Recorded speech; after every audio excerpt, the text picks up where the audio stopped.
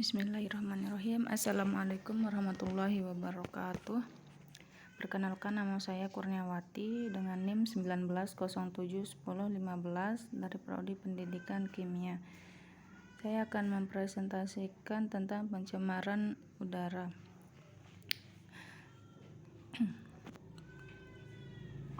Parameter kimia udara mencakup 3 pokok bahasan. Yang pertama, komposisi udara, kedua, pencemaran udara, yang ketiga, parameter kimia.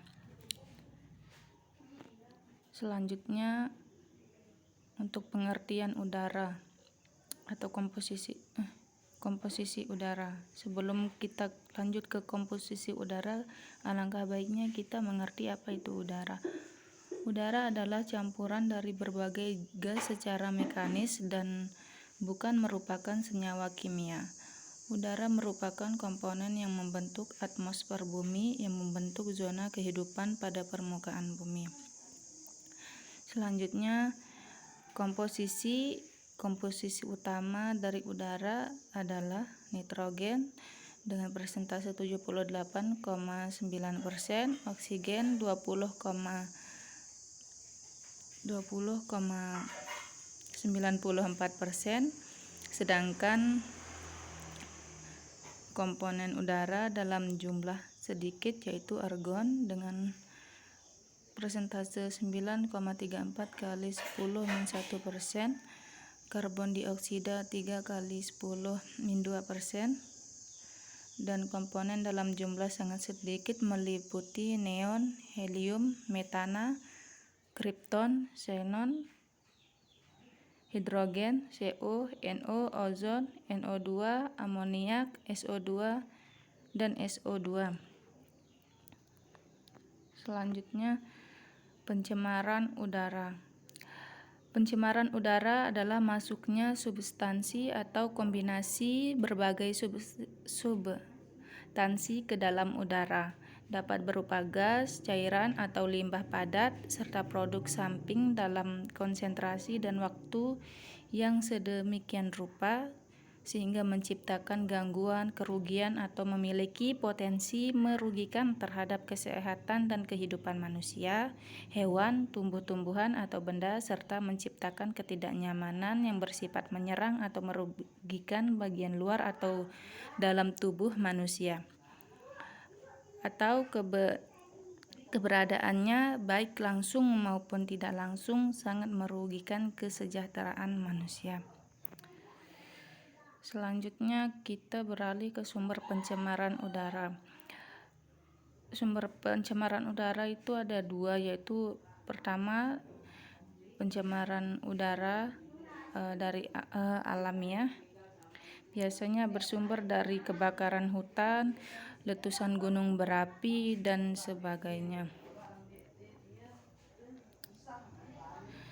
Yang kedua, pencemaran udara dari aktivitas manusia. Pencemaran udara dari aktivitas manusia dapat berupa aktivitas pabrik, pembakaran sampah rumah tangga, dan asap-asap dari kendaraan kita setiap harinya. Yang selanjutnya adalah pokok bahasan kategori pencemaran udara. Kategorinya yang pertama adalah attraction atau gesekan. Attraction dapat terbagi pada setiap aspek kehidupan, mulai dari yang sederhana seperti gesekan sepatu atau gesekan ban maupun sampai yang lebih kompleks. Yang kedua, kategori pencemaran udara vaporization atau penguapan. Vaporization adalah terjadinya perubahan bentuk dalam benda cair menjadi bentuk gas atau uap, dan perubahan bentuk tersebut dapat disebabkan oleh gangguan tekanan atau pemanasan dan dapat juga terjadi secara alami.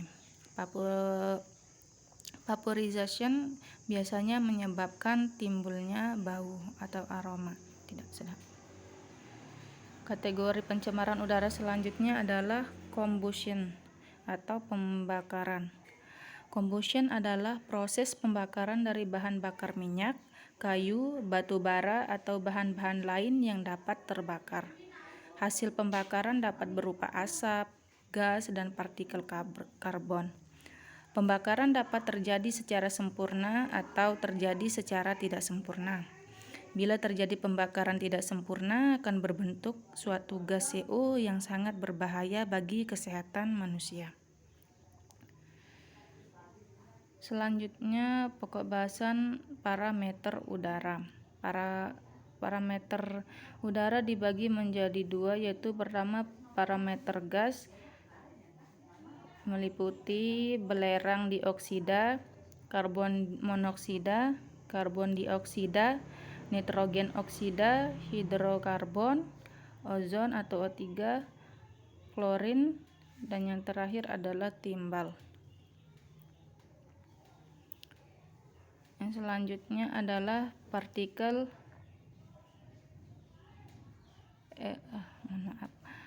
Yang selanjutnya adalah parameter partikel meliputi yang pertama dust atau debu, yaitu campuran dari berbagai senyawa organik dan anorganik yang melayang di udara. Di udara, partikel padat berdiameter 5 sampai 100 mikron. Yang kedua, pium. Partikel padat yang berdiameter 0,1 sampai 1 mikron terbentuk akibat pencairan benda padat. Yang ketiga, mist. Partikel zat cair yang melayang di udara dengan berdiameter lebih besar dari 100 mikron. Yang selanjutnya, smoke. Partikel padat hasil pembakaran yang berdiameter kurang dari 1 mikron. Yang terakhir fog. Senyawa beracun dan terbesar di udara dalam bentuk gas dan padatan. Asbes dipakai untuk keperluan rumah tangga yang terbuat dari senyawa magnesium hidrat.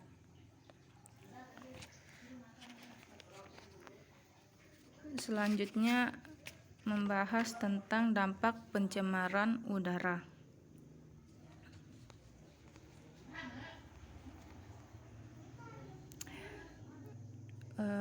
Dampak pencemaran udara dapat dibagi menjadi dua. Yang pertama dampaknya bagi manusia, yakni pertama dampak pencemaran oleh gas karbon monoksida CO, yakni gangguan pada fungsi darah. Fungsi darah sebagai pengangkut oksigen akan berubah setelah masuknya gas CO. Di mana gas tersebut dapat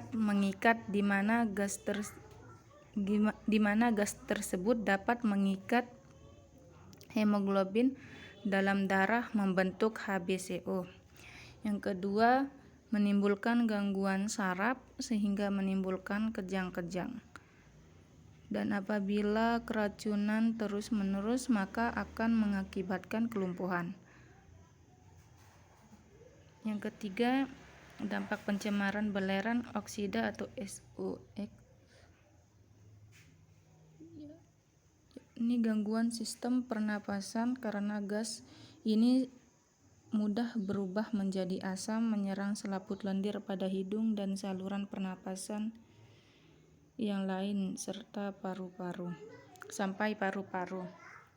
Yang keempat, dampak pencemar hidrokarbon atau HC, yakni iritasi pada membran mukosa dan menimbulkan infeksi paru bila terhisap. Yang kelima, dampak pencemar partikel, kerusakan paru, ginjal, fibrosis, fibrosis paru, kanker paru, iritasi merkusa, perforasi hidung, dan kanker paru. Yang keenam, keracunan Pb.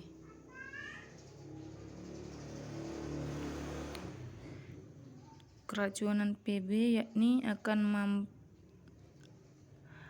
mampu sampai ke sumsum tulang merah melalui peredaran darah dan meracuni salah satu enzim, yaitu enzim amino. Yang ketujuh, klorion, yakni gas yang memiliki bau yang tidak sedap, menusuk dan iritasi, dan dapat menyebabkan iritasi paru-paru yang dapat mengakibatkan kematian, juga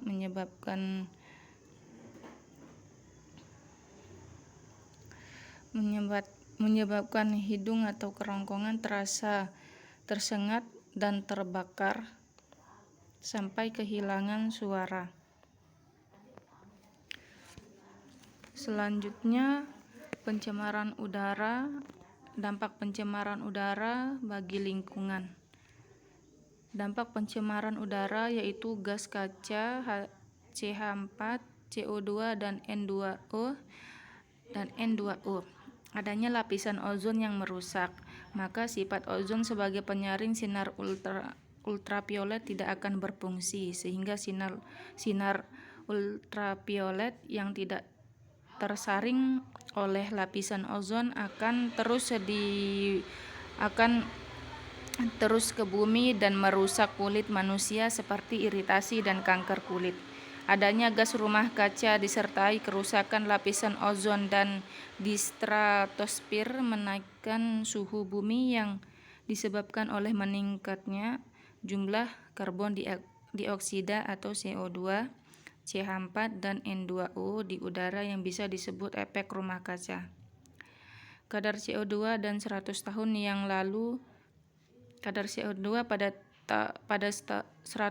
yang lalu sebesar 290 ppm. Setiap 40 tahun akan terjadi perubahan iklim di muka bumi dengan ditandai naiknya suhu bumi sebesar 0,50 C setiap 40 tahun. Apabila kenaikan kadar CO2 tidak dicegah, maka suhu bumi dapat cepat naik dan memberikan efek mencairnya gunung es kutub. Akibat cairnya gunung es kutub membuat permukaan air laut naik sehingga garis pantai akan bergeser naik. Pembahasan selanjutnya yakni titik pengambilan sampel udara. Yang pertama, titik pengambilan sampel udara emisi. 1. Penentuan lokasi pengambilan sampel cerobong. Lokasi pengambilan sampel cerobong industri harus dilaksanakan minimal 8 kali diameter cerobong dari gangguan bawah atau hulu dan 2 kali diameter cerobong dari gangguan atas atau hilir. Apabila lokasi pengambilan sampel tidak dapat memenuhi persyaratan tersebut, maka lokasi pengambilan sampel dilaksanakan minimal 2 kali diameter dari gangguan bawah dan 0,5 kali diameter dari gangguan atas dengan jumlah titik-titik lintas yang lebih banyak. Yang kedua, penentuan titik-titik lintas. Sebelum melakukan titik lintas, Anda harus mengetahui terlebih dahulu definisi dari titik lintas, yakni jumlah minimum titik pengambilan sampel partikulat dan kecepatan linear gas buang dan memiliki dalam suatu penampang lintang cerobong. Karena itu, menentukan titik lintas hanya diperuntukkan saat pengambilan sampel partikel dan emisi gas buang sumber tidak bergerak. Yang selanjutnya, kelanjutan dari yang tadi, perlu mengetahui lokasi pengambilan sampel cerobong, di mana ada 2 bentuk cerobong asap. Bentuk yang pertama adalah pengambilan sampel pada cerobong yang berbentuk lingkaran, dan yang kedua dalam bentuk bujur sangkar atau persegi panjang. Titik lintas ditentukan berdasarkan bentuk penampang cerobong sebagai berikut. Yang pertama, penampang cerobong yang berbentuk lingkaran. Yang kedua, penampang cerobong yang berbentuk persegi panjang atau bujur sangkar.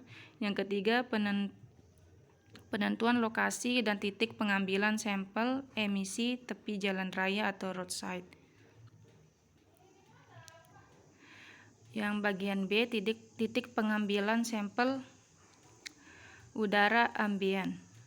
Udara ambien adalah udara bebas di permukaan bumi bagi lapisan troposfer yang dibutuhkan dan mempengaruhi kesehatan manusia dan makhluk hidup lain termasuk ekosistem atau lingkungannya. Titik pemantauan kualitas udara ambien ditetapkan dengan mempertimbangkan pertama, faktor meteorologi yaitu arah dan kecepatan angin, domain serta temperatur dan kelembapan udara. Yang kedua, faktor geografi seperti topografi. Yang ketiga, tata guna lahan. Hal yang harus dipertimbangkan dalam menetapkan lokasi pemantauan meteorologis adalah sebagai berikut. Yang pertama, menentukan lokasi pemantauan yang dekat dengan bangunan atau pohon tertinggi. Yang kedua, menentukan lokasi pemantauan yang relatif jauh dari bangunan dan pohon tertinggi atau jarak stasiun ke bangunan minimal 10 kali tinggi bangunan atau pohon tertinggi. Pengambilan sampel udara ambien yang diperuntukkan untuk daerah pemukiman penduduk, perkantoran, kawasan sekitar industri atau daerah lain yang dianggap penting untuk mengetahui kualitas udara ambien akibat dari suatu kegiatan tertentu. Berikut ini kriteria yang dipertimbangkan dalam menentukan lokasi pengambilan sampel udara ambien. Yang pertama, daerah yang memiliki potensi konsentrasi tercemar tinggi akibat paparan emisi sumber tidak bergerak maupun sumber bergerak. Yang kedua, daerah dengan kepadatan penduduk tinggi. Yang ketiga, daerah sekitar lokasi penelitian yang diperuntukkan bagi kawasan studi. Yang keempat, daerah proyeksi penerimaan sumber pencemar dari emisi sumber bergerak maupun sumber tidak bergerak sehingga dapat digunakan untuk prediksi dampak akibat dari suatu kegiatan. Apabila dalam penetapan lokasi pemantauan meteorologis diperlukan, maka hal-hal yang harus dipertimbangkan antara lain sebagai berikut. Yang pertama, ketentuan lokasi stasiun pemantauan yang dekat dengan bangunan atau pohon tertinggi. Yang kedua, ketentuan lokasi stasiun pemantauan yang relatif jauh dari bangunan atau pohon tertinggi atau jarak stasiun ke bangunan atau pohon tertinggi minimal 10 kali tinggi bangunan atau pohon tertinggi. Pada waktu Anda akan melakukan pengambilan sampel udara ambien, hal yang harus diperhatikan adalah sebagai berikut. Yang pertama, alat impinger harus ditutup dengan aluminium foil atau kotak pendingin agar terhindar dari proses penguapan yang berlebihan pada larutan penjerat atau trapper. Yang kedua, pengambilan sampel tidak boleh dilakukan dalam keadaan hujan, karena air hujan dapat melarutkan atau bereaksi dengan gas di udara dan membentuk senyawa polutan sekunder. Baik, hanya itu yang bisa saya sampaikan. Mohon maaf atas banyak kekurangan. Billahi taufiq wal hidayah. Wassalamualaikum warahmatullahi wabarakatuh.